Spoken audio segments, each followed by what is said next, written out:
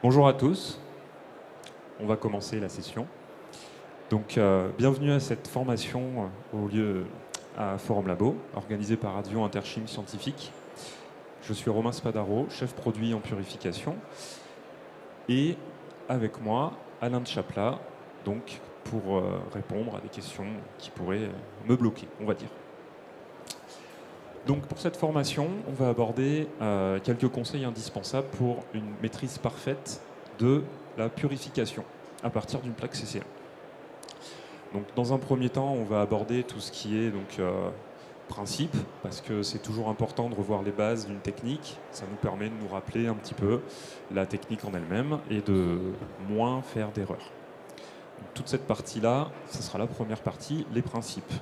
Par la suite, on verra tout ce qui concerne la technique en elle-même, c'est-à-dire les différents protocoles qui peuvent exister, quels sont ceux qu'on va privilégier pour pouvoir faire le transfert de méthode.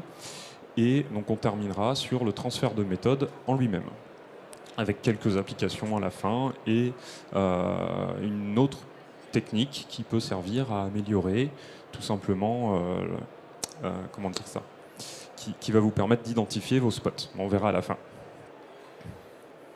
Donc dans la partie principe, on va tout le temps essayer de garder en tête la CCM et de comparer aussi avec la chromato sur colonne, de voir un petit peu les différences, tout simplement pour comprendre pourquoi, quelquefois, un transfert ne peut pas fonctionner.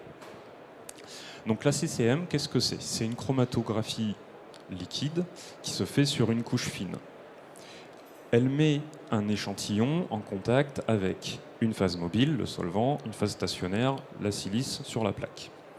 Mais en plus, on a un contact avec la phase vapeur, qui n'est pas du tout présent sur colonne.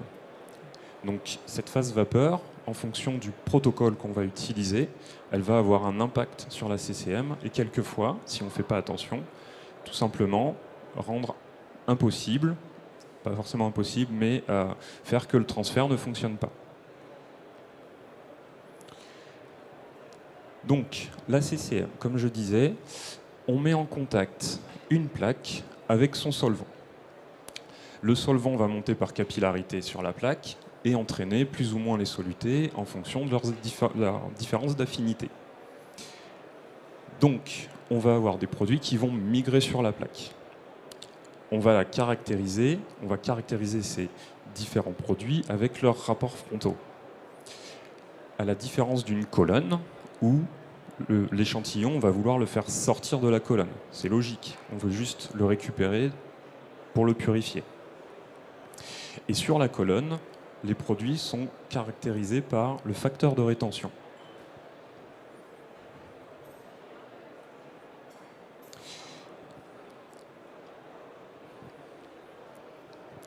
Hop. Quand notre plaque est en contact avec le solvant, dans la cuve de développement, ce solvant, il est toujours en équilibre avec sa phase vapeur. Cette phase vapeur, elle va avoir une composition qui sera différente de la phase liquide. Et dans une deuxième partie, cette phase vapeur va venir se condenser sur la CCM, sur la couche fine. Qu'est-ce qui se passe? On a une phase vapeur qui va avoir une composition différente de la phase liquide et qui, en plus, va venir se déposer sur la plaque. La plaque, qui généralement est quand même assez polaire, va retenir un petit peu plus les solvants polaires. Donc on se retrouve avec une phase condensée sur la plaque qui est encore différente. On est allé trop loin. Voilà. Par la suite, donc, la phase liquide va remonter par capillarité sur la plaque et la rééquilibrer.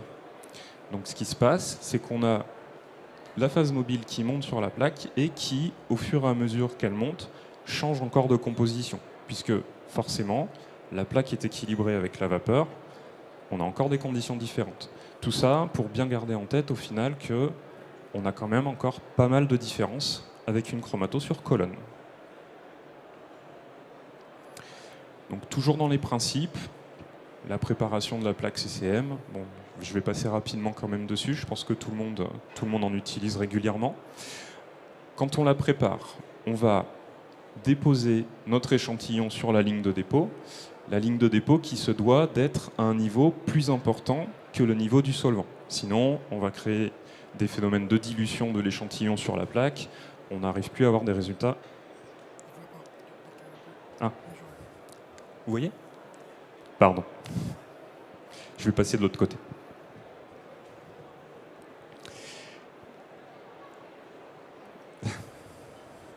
Ok.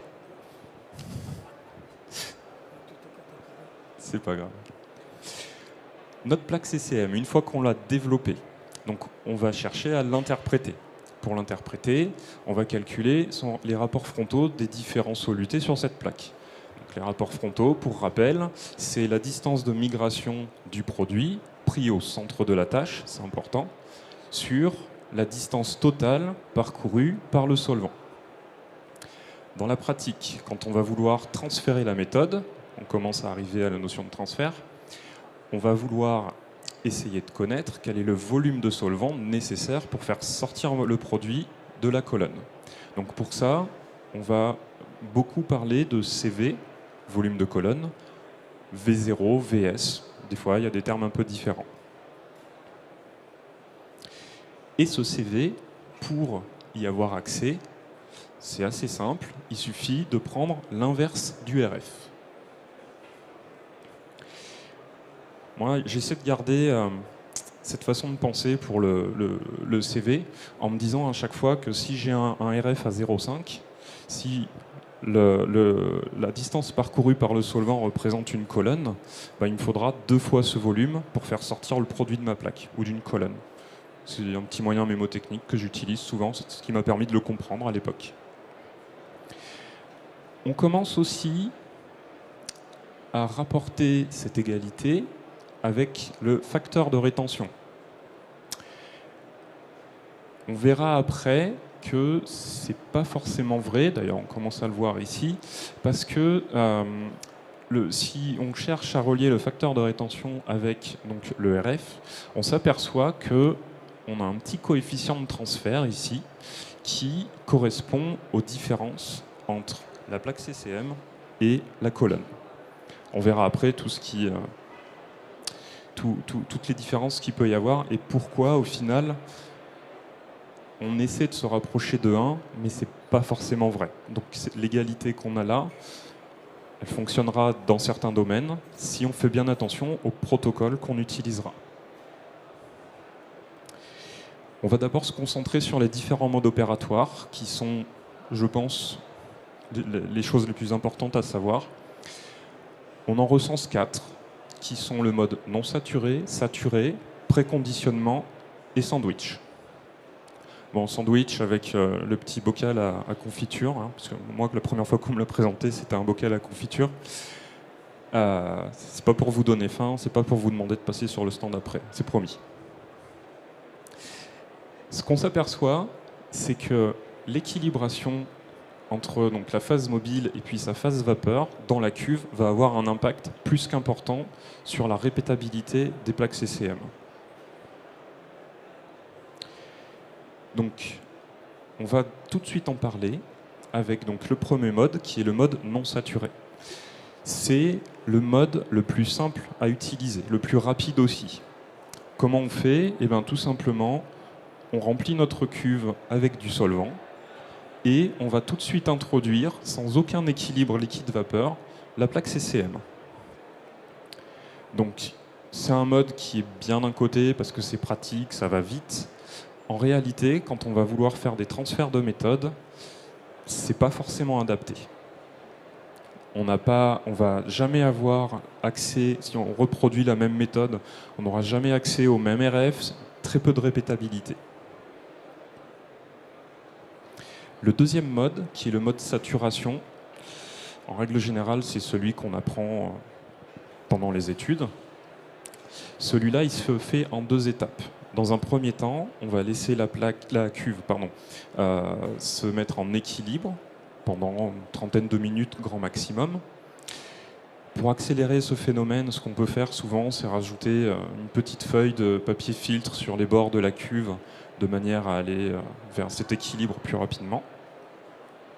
Et dans un deuxième temps, donc, on va ouvrir assez délicatement la cuve et introduire toujours délicatement la plaque CCM dans la cuve. Le but du jeu, c'est de ne pas faire trop de vent et pas perturber de trop cet équilibre, même si on le perturbe un petit peu. D'expérience, si on a des solvants qui sont assez volatiles, je pense à du diclo, de l'éther, des choses comme ça, il faut faire attention à bien rendre la cuve hermétique. Sinon, on a des solvants qui s'évaporent et on n'a jamais de résultat reproductible. Cette technique-là, elle est déjà bien mieux que la première. Elle permet d'avoir une répétabilité qui est quand même sympa. Le troisième mode, donc là c'est peut-être plus pour des puristes, on va utiliser une cuve donc à double plateau et en fait, un peu de la même manière que le mode précédent, on va laisser la phase mobile s'équilibrer avec sa phase vapeur. Mais en plus, pendant ce temps-là, on utilise le deuxième plateau sans solvant avec la plaque déjà à l'intérieur. De cette manière, les vapeurs viennent déjà équilibrer la plaque CCM. On attend de la même façon une trentaine de minutes. Et une fois fait, on passe la plaque du plateau vide vers le plateau où il y a le solvant pour déclencher l'élution. Le dernier mode, qui est le mode sandwich, en fait, c'est un mode qui est compatible avec les trois autres qu'on a vus, qui consiste tout simplement à venir mettre un tampon, ça peut être du papier filtre, de manière à... ce tampon va absorber le solvant et accélérer l'équilibre. C'est très utile, ça permet d'avoir des résultats qui sont très reproductibles, donc à utiliser le plus souvent possible. Maintenant, au niveau de la plaque CCM, donc la préparation, je vais passer rapidement quand même, la préparation demande à déposer le produit sur une hauteur de 1 cm, de faire éluer le produit sur une longueur de 8 cm et de surtout ne pas faire dépasser le front de solvant de la plaque. Sinon, on n'arrive plus vraiment à interpréter. Alors, vous allez peut-être me demander pourquoi 10 cm. Tout simplement parce que si on avait une plaque plus longue, l'analyse demanderait plus de temps. Donc ça permet déjà d'un côté de gagner du temps. De l'autre côté, pourquoi pas 5 ? Tout simplement parce qu'on va perdre en précision dans la mesure des RF. Maintenant, le dépôt. Le dépôt, c'est aussi assez important pour une CCM, tout simplement pour ne pas trop déposer, pas avoir un gros pâté, ne rien voir, et aussi pour déposer suffisamment pour pouvoir voir les produits. Donc, la première chose à faire, et ça vous le verrez à la fin, j'ai laissé une petite application où je pense que la personne avait dû déposer le produit à la pipette Pasteur, je pense. Donc, la première chose, ça va être la concentration de l'échantillon. Personnellement, j'essaie de ne pas aller au-dessus des 1%, mais jusqu'à 2% grand maximum, c'est toléré. La taille du dépôt, elle a donc une importance assez grande aussi, comme on peut le voir ici. Plus mon dépôt va être gros à la base, plus les différents spots des échantillons vont être larges au moment du développement. Donc une astuce pour ne pas avoir des dépôts trop gros au départ, ça peut consister tout simplement à spotter en plusieurs fois. Toujours penser à bien sécher entre deux dépôts, tout simplement pour éviter que le solvant de dilution augmente encore la taille de la tâche. Donc, comme je le disais, ce qui se passe quand on va déposer un échantillon et qu'on va le faire éluer, c'est que la taille du spot va augmenter au fur et à mesure que mon spot va se déplacer sur la plaque.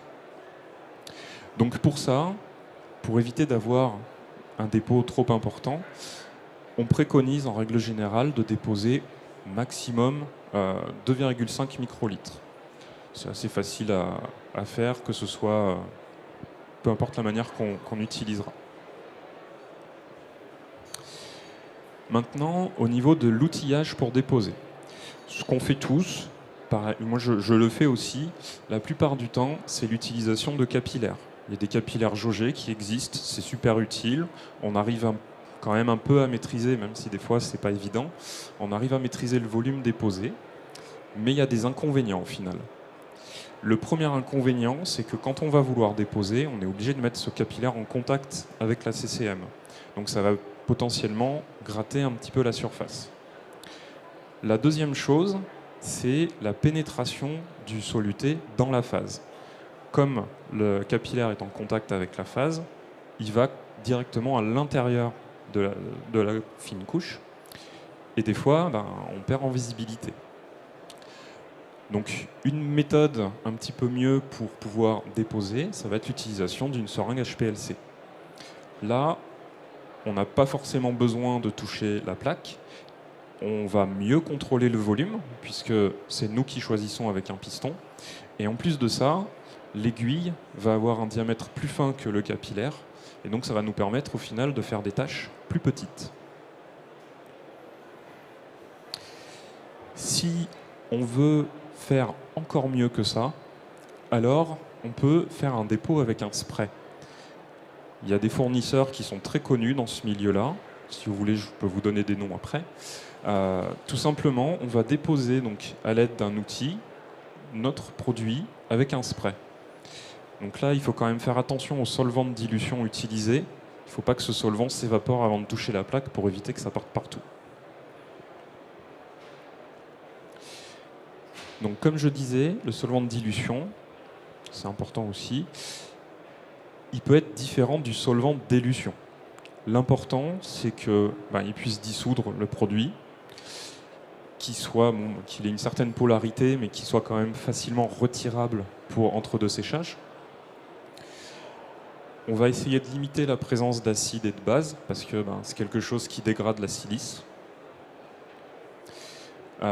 Essayer de faire en sorte qu'il soit le moins visqueux possible, et donc toujours, comme je disais, sécher entre deux dépôts. On a ensuite le solvant d'élution. Donc le solvant d'élution, lui, son rôle, ça va être d'éluer les différents composés. Et on va le choisir en faisant en sorte que les composés soient dans ce qu'on va appeler un peu plus tard la zone de confort. Bon, vous trouverez 0,15, 0,35, ça peut être 0,1, 0,4. Voilà, on est autour de ces valeurs-là. Au niveau de sa préparation, donc on va toujours aller le préparer, si on a deux solvants, dans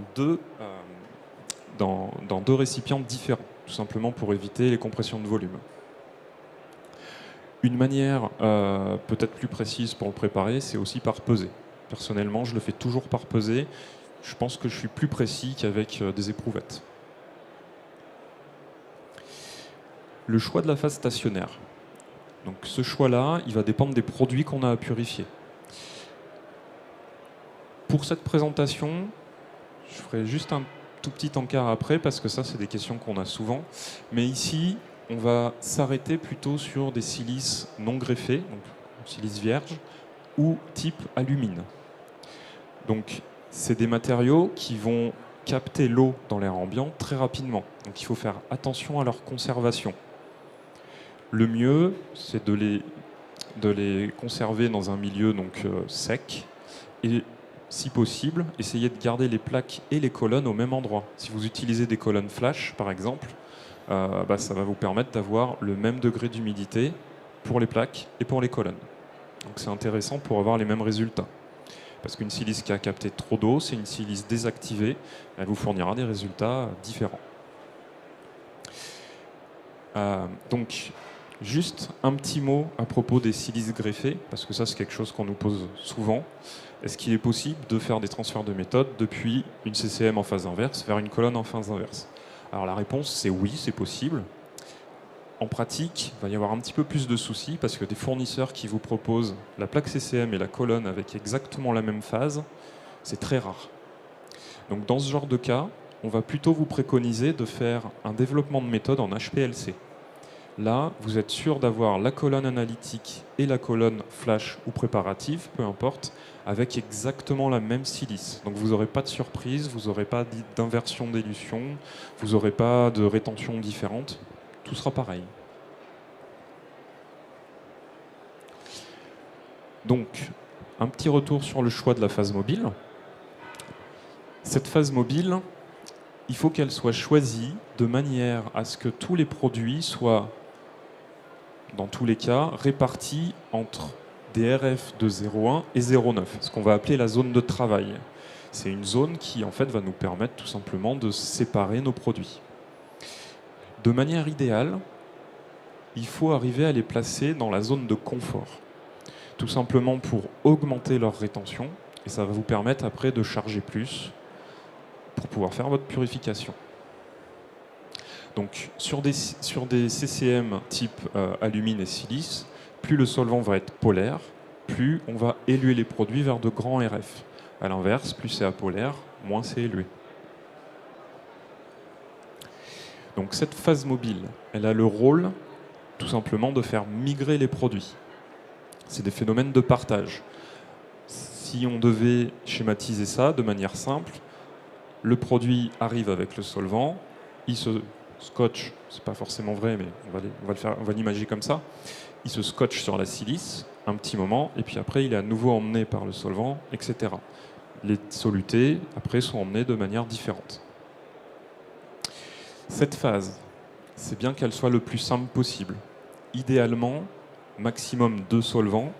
On peut utiliser des modifiants. Souvent, on utilise du TEA quand on a un produit qui va traîner. Voilà. Il faut qu'il soit le plus pur possible, de manière à ne pas emmener d'autres impuretés. Il faut éviter que ça génère des réactions secondaires. Ça serait bête que ça réagisse avec notre produit ou avec la silice pour emmener d'autres impuretés. Choisi de manière à éviter la démiction et avec une faible viscosité, parce qu'un solvant trop visqueux, c'est une analyse qui va demander beaucoup de temps. Si on devait comparer 2 solvants avec des forces polaires équivalentes, on aurait des résultats équivalents. Si on a des solutés qui ont donc des polarités différentes, on arrivera à un résultat avec des RF différents. Donc pour nous aider à choisir les solvants, on peut s'appuyer sur différentes tables. Donc là, c'est des tables de force d'élution. Ce qu'on s'aperçoit dans un premier temps, c'est que la force d'élution change en fonction du support. Et chaque solvant a une force d'élution différente. Par exemple, dans cette table-là, donc on choisit le pentane qui est ici. Oui, pardon, juste au-dessus. Donc a été choisi comme base de réflexion. On se dit qu'il a il va très peu entraîner les produits. Et donc, tout est calculé en fonction de cette base-là. Ce n'est pas la seule chose à prendre en considération. Ce qu'on peut prendre en considération, et ça on le verra avec une petite note d'application à la fin aussi, c'est les différentes propriétés que peuvent avoir les solvants. Donc là, par exemple, on a la classification de Snyder qui a réparti les solvants selon différents groupes en fonction de s'ils sont protons accepteurs, donneurs ou dipôles. Et on verra que si on est bloqué avec certains couples de solvants qui font partie d'un même groupe, le simple fait d'aller sélectionner un solvant qui va avoir une propriété différente avec la même force d'élution, ça va vous permettre d'avoir des résultats totalement différents et qui peuvent vous aider à avancer dans votre purification. Donc typiquement, pour sélectionner les solvants, le solvant, on peut commencer en choisissant un panel de solvants plus ou moins polaires. Si parmi tous ceux testés, on en a un qui nous permet d'avoir la séparation, à ce moment-là, on ne réfléchit pas, on passe directement à la purification. On n'a qu'un solvant, c'est idéal, on aura un système isocratique, c'est très simple. Si on n'arrive pas à avoir ce qu'on veut, à ce moment-là, on va essayer d'aller sélectionner un solvant qui nous entraîne très peu les produits, mais qui arrive quand même à placer dans la zone de RF minimum requise. Et on va sélectionner un deuxième solvant qui va éluer de manière plus importante, mais qui va permettre tout simplement aussi de travailler dans cette zone qu'on appelle la zone de travail. À partir du moment où on aura trouvé le couple de solvants qu'il nous faut, on pourra tester différents pourcentages de composition jusqu'à avoir le résultat souhaité. Donc en deuxième étape, quand on arrive à placer de manière idéale nos spots sur une plaque CCM, mais que la séparation n'est pas optimum, ce qu'on peut faire, c'est utiliser des abacs dans ce style qui vont nous permettre de sélectionner différents couples de solvants avec la même force d'élution, de manière à arriver donc à notre but qui est la séparation des produits. Et donc ici, comme je le disais, une fois qu'on connaît les solvants qui vont nous aider à séparer, et bien tout simplement tester différents pourcentages jusqu'à avoir la séparation. Donc là, vous avez des petits exemples. Vous avez 3 plaques CCM avec leur transfert juste en dessous. Sur la première plaque, si on compare la première et la deuxième plaque CCM, qu'est-ce qu'on a fait? Eh bien, on a tout simplement réduit la force éluante du système solvant. Et ce qu'on remarque, c'est qu'on va avoir un abaissement des RF. Donc, pour la première plaque, on a des RF qui sont en dehors de la zone de travail. Quand on transfère, on s'aperçoit qu'on a une séparation pas encore optimale. Donc, en abaissant la force d'élution et en transférant donc, pour la méthode numéro 2, on arrive à avoir une séparation complète des produits.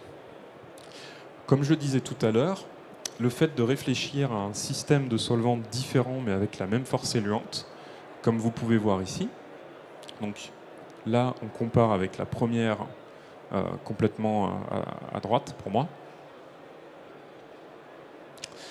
Qu'est-ce qui se passe? On a simplement remplacé l'acétate d'éthyle par du dichlorométhane, à un pourcentage différent pour avoir la même force d'élution, et on a un abaissement des RF.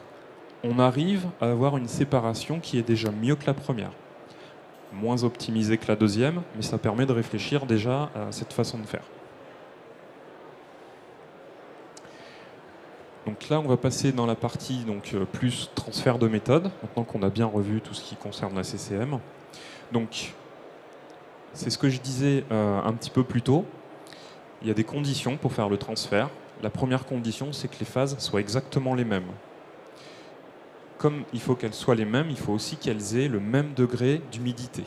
Sinon, vous aurez des résultats différents de l'un ou de l'autre.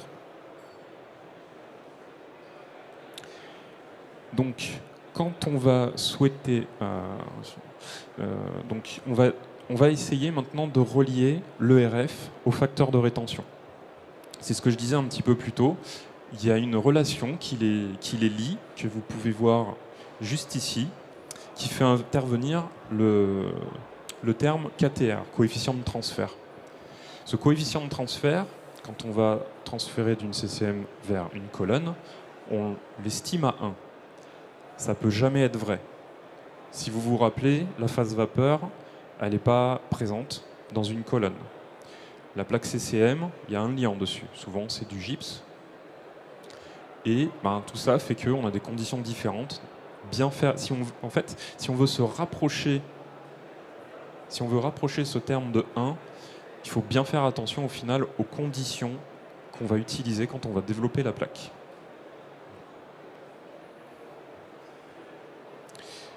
Maintenant, quand on va vouloir transférer, on va faire appel au volume de colonne. On veut savoir, en gros, on veut savoir quel est le volume de solvant dont on va avoir besoin pour faire ce transfert. Donc ce volume de colonne, en fait, c'est un chiffre sans dimension qui nous rapporte donc, le volume de solvant nécessaire pour éluer le produit sur le volume de vide de la colonne.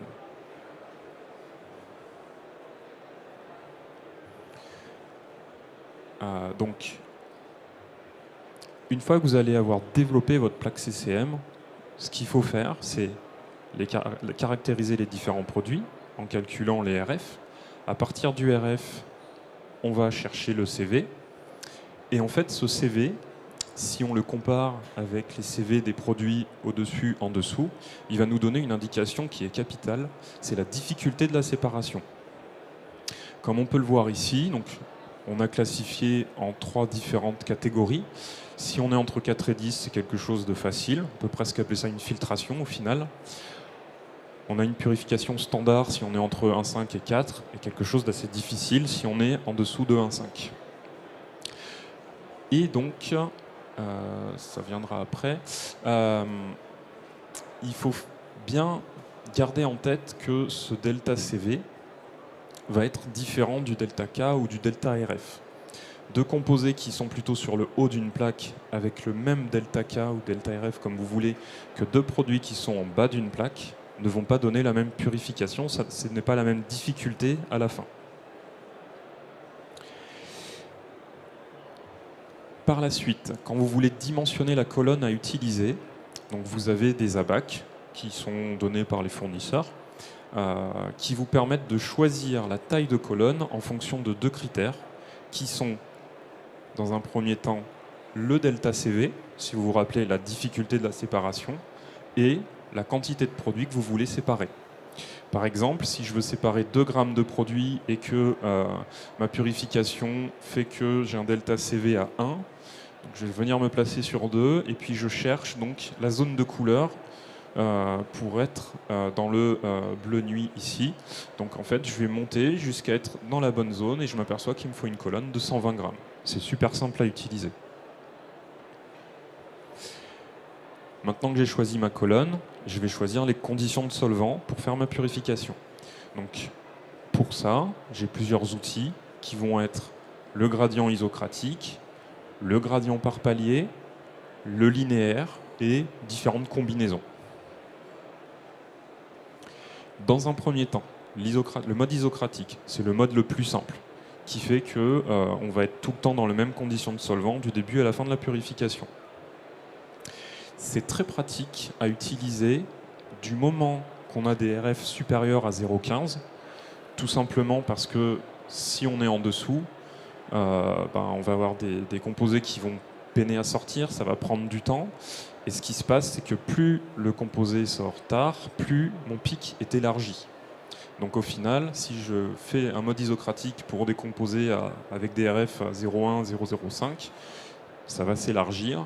Je vais avoir des coélutions. Ce n'est pas optimum. On va utiliser d'autres modes. Donc là, vous avez une petite note d'application pour commencer à vous montrer la réflexion dans l'ensemble au final. Donc, ça avait été fait en mode isocratique. Dans un premier temps, on avait donc la plaque CCM avec les produits d'intérêt juste ici. On a cherché donc à changer les conditions de manière à abaisser les RF des produits qu'on voulait séparer. On a choisi donc la taille de la colonne et on a fait la purification. Vous pouvez voir ici avec la CCM pour confirmer la pureté des différentes fractions. Le deuxième mode à utiliser, qui est sûrement le plus utilisé, c'est le gradient.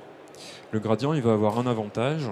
La première chose, en fait, c'est qu'il va vous demander moins de temps de purification. Comme la purif est moins longue, vous consommez moins de solvant. Vous allez avoir des volumes de collecte qui sont réduits, donc vous perdez moins de temps à évaporer les solvants de votre échantillon.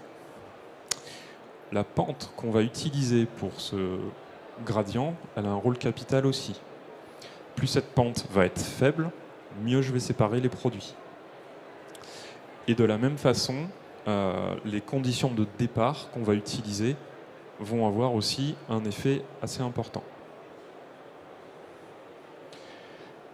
Donc là, on arrive sur la partie transfert. Vous voyez que on va avoir différentes méthodes à utiliser en fonction de la difficulté de la séparation. Plus mon delta, alors delta VS c'est la même chose que delta CV, hein. Plus mon delta VS va être petit, plus ma méthode va me demander du temps. Je vais prendre plus de temps pour la faire, tout simplement, pour avoir de meilleures résolutions sur mes purifications. Donc, toujours bien veiller à se placer dans la zone de confort, parce qu'on s'aperçoit que quand on compare ces deux plaques, même les deux résultats, ce qui se passe, c'est que quand on est dans la zone de confort, on a des produits qui sortent un petit peu plus tard, mais bien séparés. Quand on n'est pas dans cette zone, on a des produits qui sortent, certes, avec un début de séparation. C'est pas mauvais non plus, mais c'est pas optimum. Donc pour un delta, ce qu'on préconise en règle générale, c'est que pour un delta CV à 0,1, on va commencer donc, dans des conditions où on est à 1/5 du pourcentage de solvant fort de la CCM. Donc là, dans l'exemple, on est à 40%. On divise par 5, donc on commence à 8%. On a un petit palier isocratique sur un CV pour mouiller un peu la colonne. Et dans un deuxième temps, on va utiliser sur 10 CV, on va aller jusqu'à 2 fois les conditions d'élution de la plaque CCM. Donc on prend les 40%, on multiplie par 2. Si maintenant on a une méthode, une plaque CCM avec un delta CV plus petit, on va garder un petit peu cette façon de penser. On va tout simplement commencer, vous voyez là dans un premier temps, à un pourcentage de solvant fort beaucoup plus petit, de manière à retarder un petit peu la sortie des produits. Par la suite, c'est ce qu'on disait avec le mode gradient, la pente a son importance, et donc plus j'ai une pente longue, mieux ça va me permettre de séparer mes produits. Donc on passe de 10, je ne sais pas si vous vous rappelez ici, on était à 10 CV, à 15 CV. Et on va jusqu'à 2 fois les conditions de la plaque CCM. Et on garde ces conditions-là sur 5 CV, jusqu'à la sortie des produits. On peut aller encore plus loin, avec certaines limites, quand même. C'est le delta CV inférieur à 0,5. Et alors là, le minimum qu'on peut utiliser, je parle sous votre contrôle, Alain, 0,2. Ouais, pas plus bas. Voilà. Donc, de la même manière, c'est toujours la même réflexion. Là, vous voyez la purification est encore plus difficile, donc on va retarder la sortie des produits. On va commencer à 100% du solvant le moins éluant. Et, dans un deuxième temps, étendre encore le gradient sur 25 CV au total. Donc on a des méthodes longues pour séparer des produits qui sont difficiles à séparer. Donc là, on arrive donc dans les dernières parties avec des petites notes d'application, juste pour remontrer la réflexion globale. Donc, première étape, on démarre de la CCM. On va vouloir donc passer les composés d'intérêt qui sont ceux en gris foncé dans la zone de confort. Donc, c'est ce qu'on fait avec la dernière plaque. Vous voyez qu'on est à 0,21 et 0,175. On calcule leur CV, on calcule leur delta CV. On a la difficulté. On va utiliser la BAC par la suite. On sait qu'on a 200 mg de produit à séparer. Donc 200 mg, j'ai un delta CV à 1 donc, dans la zone bleu foncé. Et je m'aperçois que je peux utiliser une colonne 25 grammes. Alors cette application elle était un petit peu particulière parce qu'elle était un petit peu plus difficile que prévu au final. Donc ce qu'on avait fait, c'est qu'on a stacké 2 colonnes flash l'une sur l'autre. Ça c'est une astuce qui peut être assez intéressante quand on a 2 produits difficiles à séparer. On augmente la longueur de lit et ça va nous permettre de séparer encore mieux nos produits.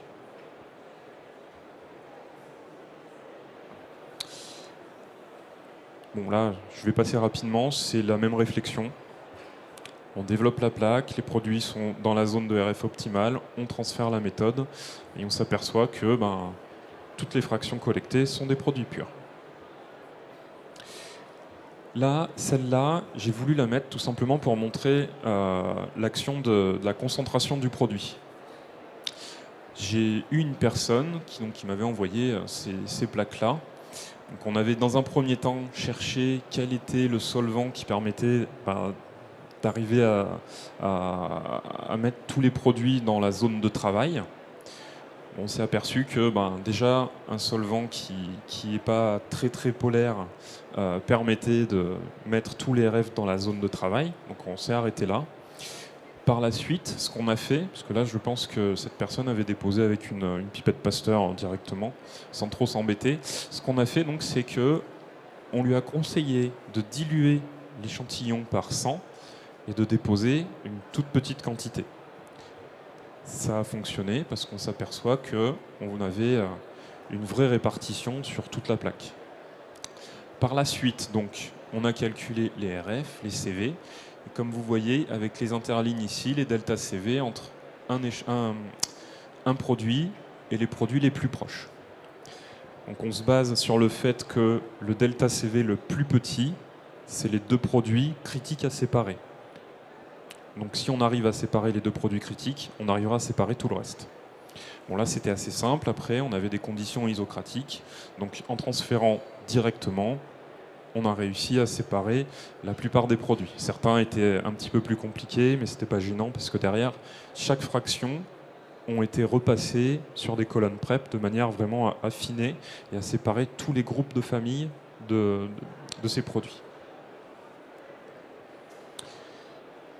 La dernière application, puis je ne vous embête plus après avec ça, cette application-là, elle est un petit peu particulière parce que c'était au cours d'une démonstration, une personne arrive vers nous avec une plaque qu'elle a développée dans des conditions diclométhanol. On s'aperçoit qu'on a 3 spots bien élevés. Donc là, on a tout de suite su que ce ne serait pas possible de faire la purification. Donc en utilisant notre logiciel, on s'est vu conseiller un autre couple de solvants. On a remplacé le diclo par du toluène, si vous vous rappelez, Snyder. Et en redéveloppant sa plaque, on est passé de 3 à 5 spots. Donc 4 des produits étaient coélués. Par la suite, donc dans la deuxième partie, on a procédé à la purification. Donc, tout est automatique, on n'a pas besoin de réfléchir. Et on a réussi à séparer tous les produits. Dernière chose, puisqu'on est dans le thème d'optimiser un petit peu la CCM. La CCM, c'est bien, mais si on n'a pas le produit commercial, c'est difficile de savoir où va être le produit d'intérêt. Donc pour ça, il y a des instruments qui existent, qui vont venir tout simplement prélever le spot sur la plaque à l'aide d'un solvant qui circule, de manière à l'envoyer après vers une masse. Donc j'ai une petite vidéo pour ça.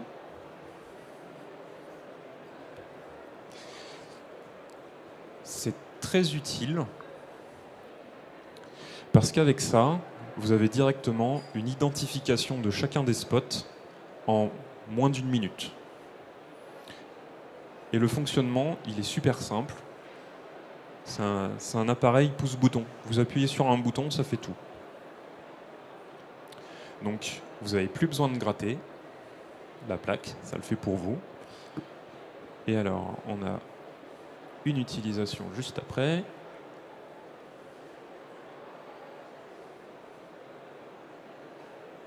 Voilà. Donc, vous placez la plaque directement sur le porte-plaque. Vous avez une petite visée avec un laser qui vous montre où ça va venir prélever. Et derrière, vous voyez, on appuie sur un bouton. La tête va descendre toute seule. Donc on ne le voit pas, mais en fait, il y a une pompe derrière qui permet de venir faire passer un solvant dans la plaque. Et derrière, vous avez accès directement à votre spectre de masse. La tête se nettoie toute seule par la suite avec un jet d'air comprimé. Donc minimum d'entretien. Si vous voulez le voir, je vous inviterai à passer sur notre stand 3H72. Il est exposé et puis après il y a toutes les équipes qui sont présentes qui pourront répondre à vos questions.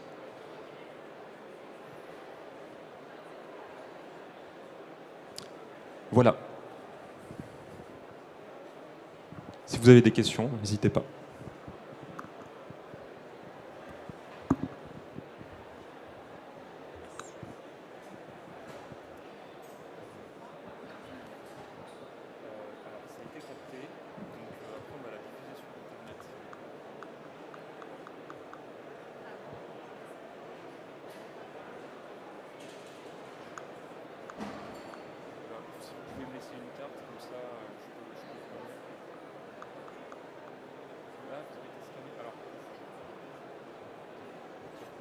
sur le stand.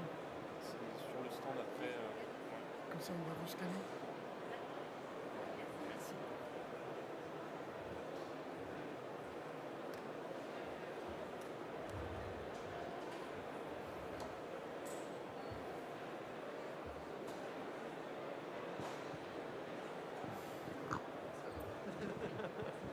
Merci.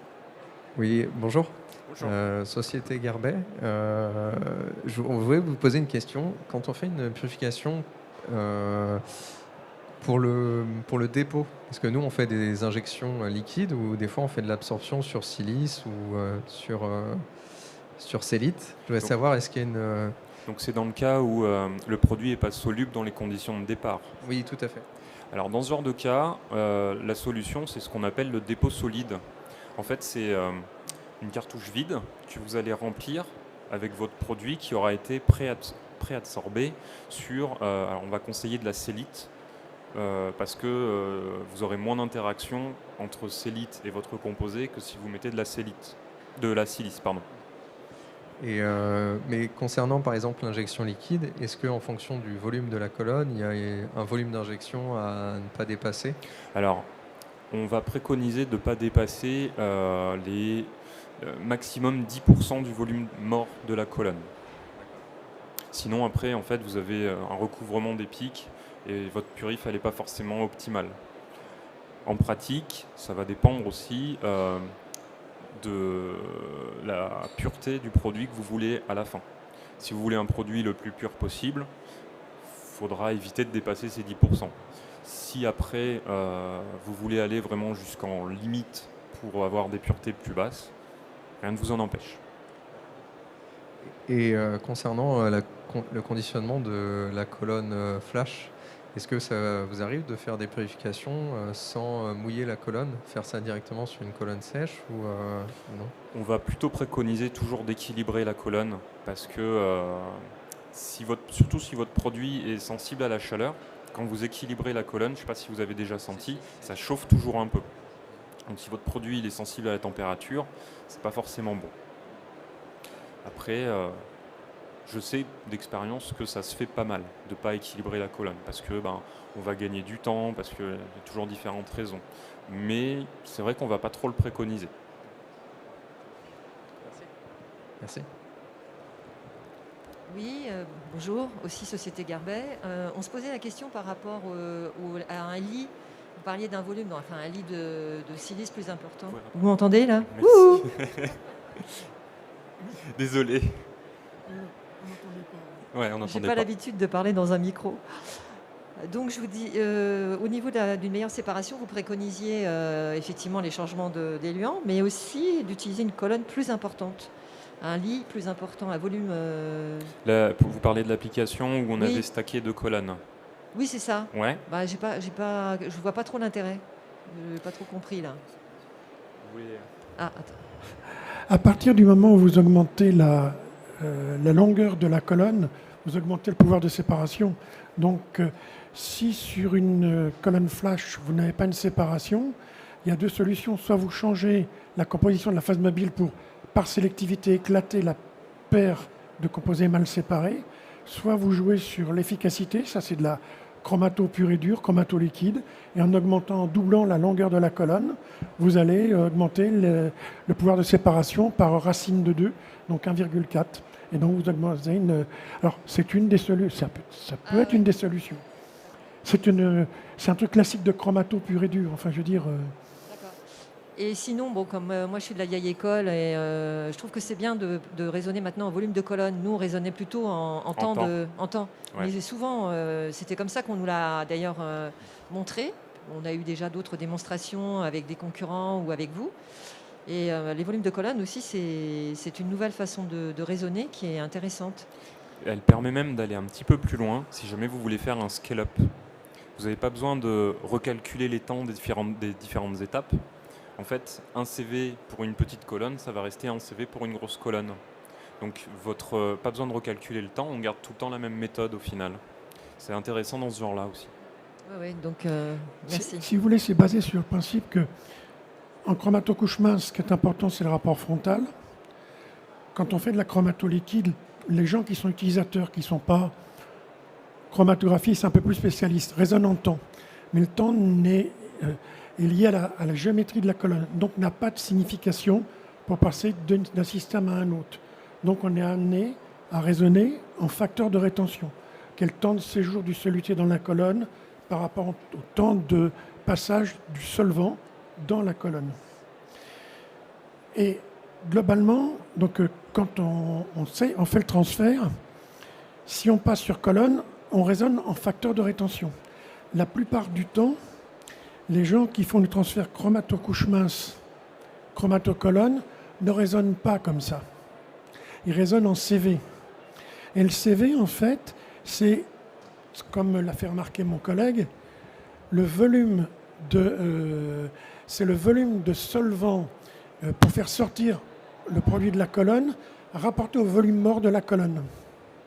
Et en fait, ce volume de solvant en unité de volume mort de la colonne, ça revient à raisonner en facteur de rétention pour ceux qui font de la théorie pure et dure, et donc ça permet de transférer sans aucun problème et avec des en étant certain que vous allez pouvoir vous y retrouver. Et donc c'est pour ça qu'au départ, dans les dias qui vous ont été présentés, tous les gens qui font le transfert chromatocouche mince, chromatocolonne vont vous parler en CV. Moi, quand j'ai eu à travailler avec Interchim, je suis chromatographiste pur et dur, de loin, chromatocolonne et pas chromatocouche mince, j'ai du mal à raisonner, parce que pour moi, la séparation, elle se fait en fonction des facteurs de rétention des petits cas. Et je sais que si les petits cas sont tout petits, je ne séparerai pas bien. Si les petits cas sont trop grands, je vais avoir une dispersion, je ne séparerai pas bien. Donc, je sais les zones d'automatisation. On sait les zones d'optimisation en fonction de petits cas. Et c'est comme ça qu'on a raisonné, et qu'après, pour revenir à un langage classique de personnes qui font du transfert, on vous parle de CV, mais derrière le CV, on vous montre que le delta CV ou le delta VS, c'est le delta K. Donc, selon la manière avec laquelle vous avez de raisonner, c'est exactement la même chose, mais ça permet de transférer sans problème. Alors, c'est dur au départ, c'est une gymnastique intellectuelle.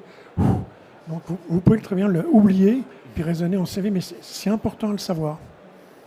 Et le CV, c'est un volume relatif. J'ai eu du mal à comprendre au départ, c'est exprimé en unité de volume de vide de votre colonne. Donc, si vous avez une petite colonne flash qui fait 10 cm et une colonne qui fait 20 cm, le volume, le V0 de votre colonne, c'est pas le même. Et donc, le volume de solvant pour faire sortir votre produit de la colonne ne va pas être le même parce que le V0 n'est pas le même. Donc, c'est pour ça qu'il faut raisonner en unité de volume de V0 de colonne pour pouvoir comprendre la séparation. Merci beaucoup. J'ai été clair ?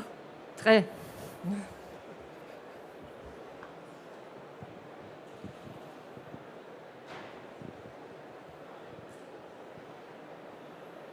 D'autres questions ?